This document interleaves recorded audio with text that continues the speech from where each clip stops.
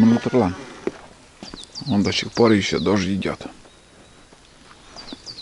Такой моросящий. Ну, спокойный дождь. Грибной. Он кипит. Опачки. Дым с трубы. Птицы поют, это им не мешает, этот дождь. Да, Тулами?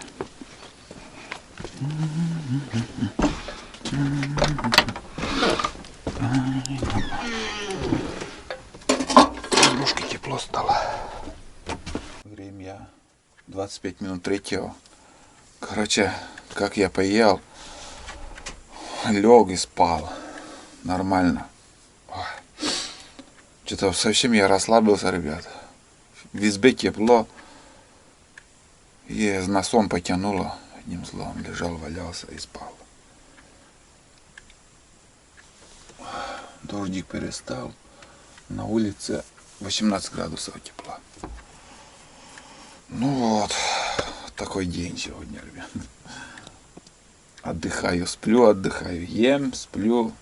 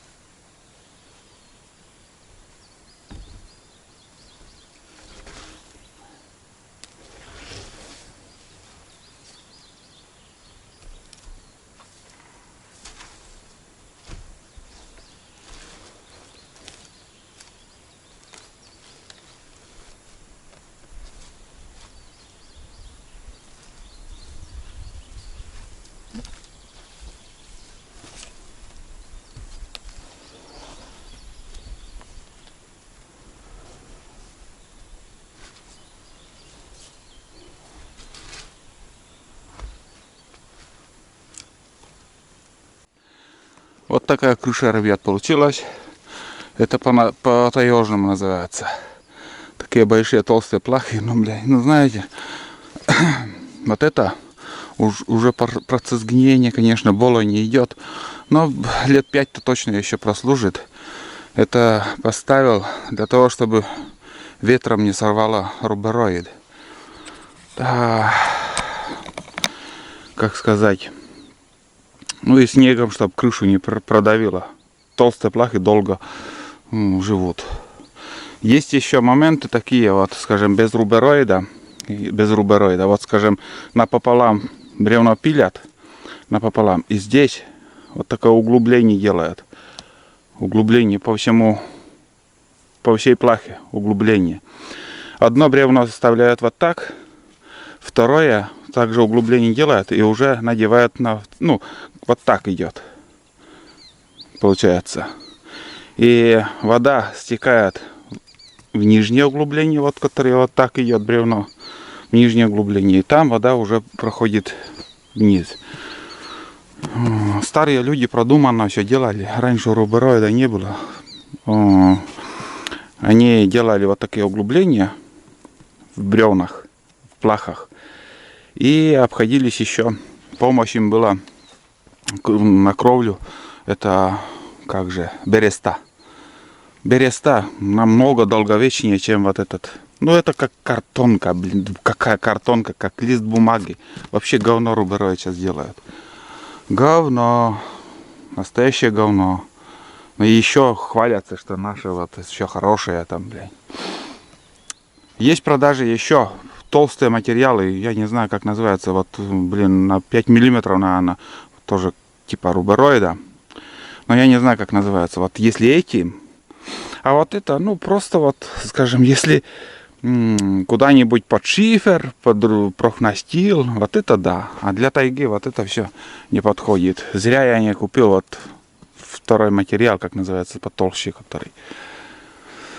Ну, пускай так будет сейчас, в принципе. Насчет бани, ребят, еще я раз поснимаю. Уже все остыло, я заходил, уже все холодун, там дубак. Короче, испытание прошло. Жар офигительный дает. Ну, посмотрим осенью, как будет греть ведро воды. Эта печка. Я думаю, быстро тоже нагреется. И будем мыться, париться. Так что это уже будет в октябре. Как я буду мыться, париться. Здесь все так же оставлю пока. Вот такой небольшой желоб, закрыл, как бы ветром дождь будет попадать и будет в сторону уходить, чтобы кирпичи не промокли. Ну, вот так, в таком виде я оставляю. Пока ничего раствором глиной ничего мазать не стану. Это все осенью. Ну и все, в принципе. Я сейчас в данный момент сделал последнюю работу из мною задуманного на этот поход. Ремонт бани, крыши. Не хотел даже печку в этом походе поставить. Поставил, тоже хорошо. Осенью меньше работы будет. Закрыл крышу новым рубероидом. Беседки тоже в некоторых местах капало там. Поменяли венцы. Блин, столько работ сделали. Это же вообще офигительно хорошо. И что еще? Как сказать? Еще, конечно, работы есть у меня в тайге. Именно промысловые работы. Подготовка к осенней охоте. Но что-то мне, блин, если честно, чуть-чуть боязно. Потому что медведь шастает. Вон тулан там, без денег мой. Сегодня ночью это был медведь. Это медведь к нам приходил в гости. И, между прочим, сейчас еще расскажу один момент. Как сказать. Некоторые подписчики, надеюсь, помнят, когда нас гонял большой медведь. Реально там было страшно. И с Айдой мы пришли на охоту, и Айда вот в ту сторону тоже вот начала лаять. Я тоже думал, там какое-то животное, а не зверь. Тоже без собаки еще ходил там, бродил, свистел рябчиков. А там, оказывается, и вот сейчас то же самое, между прочим, где-то он там и проходит. Вон там где-то в конце озера, Там его тропинка была, к реке шла. И может быть сегодня вот тоже по той же маршруту и прошел медведь. Очень хочется, чтобы он прошел мимо наших этих фотоловушек, посмотреть, что за медведь. В прошлом году в фотоловушку попадал медведь, но он годовалый, двухгодовалый. Я не разбираюсь в этом. Некоторые скажут на глаз сразу, там, сколько лет медведю или сколько лет лосю там. Ну, я не знаю. В этом я не разбираюсь. Вот. Туланчик.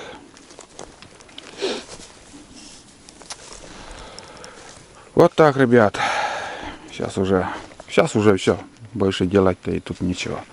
Осталось немножко бревен. Чуть-чуть. Но это на осень. Может, что-то придумаю. Может, какие-то дощечки спилю по надобности. Сейчас просто не знаю, для чего они нужны. Этот материал еще годен, скажем, для доски там распилить. Из этого тоже хорошие доски пойдут еще. Ну и там еще остатки. 2 метра 20, наверное, длиной бревна остались. Вот. Вот это, как сказать, полудоска тоже там. Это из коридоров я вынес, как на полу был. И это не хватило мне, пришлось новую поставить вот так, где-то сантиметров на 8 шире. А вот это я уже приготовил поставить, вот закрою осенью, утеплю, как бы закрою, немножко мхом закроем и будем ночевать, отдыхать. Вот. Ну, на будущее буду думать, смотреть. Напишите в комментариях, что лучше в углы поставить. Сразу скажу, что цемент здесь он не нужен. Цемент будет проваливаться, во-первых. Он пропитывает влагу. Здесь лужа с обеих сторон. Сейчас, между прочим, под избой начал лед таять, и вон вода просачивается. Вода. И там тоже. Это свежая вода, между прочим. Вчера я здесь немножко выкопал. И вон там траншею выкопал. Вон тут.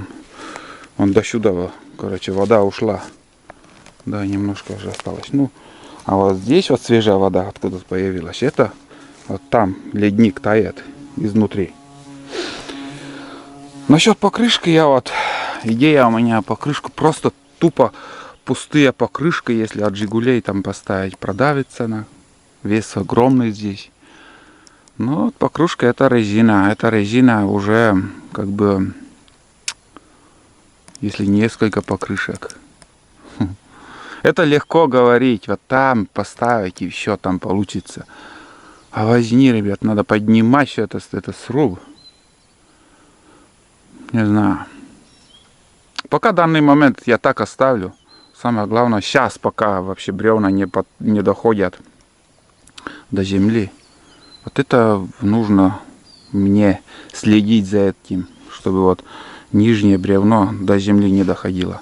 Если будет там до земли доходить, но это дойдет, может до осени продавится все. И если, скажем, будет прикасаться к земле, он будет втягивать в себя воду. И также будет идти гниение. Вот, я на чердак залазил. Огнеупорные кирпичи у меня там от трубы остались. Вон там еще 2 штуки надо в баню отнести тоже. Вот, дождик начинается, прекращается. Погода, короче, душноватая стала. Без ветра. Испарение идет после дождя. Вот. Ну, в принципе, все. Ремонт избы в данный момент я закончил. Что еще добавить? Я уже много чего рассказал вам. Вот так. Продолжение будет осенью. Куда я буду тратить эти бревна? Что я буду делать с этими бревнами? Это осенью вы будете смотреть. Это потихоньку буду сжигать. Вот этот хлам. Буду распиливать, сжигать. Осенью уже как бы круглосуточно буржуйка будет гореть.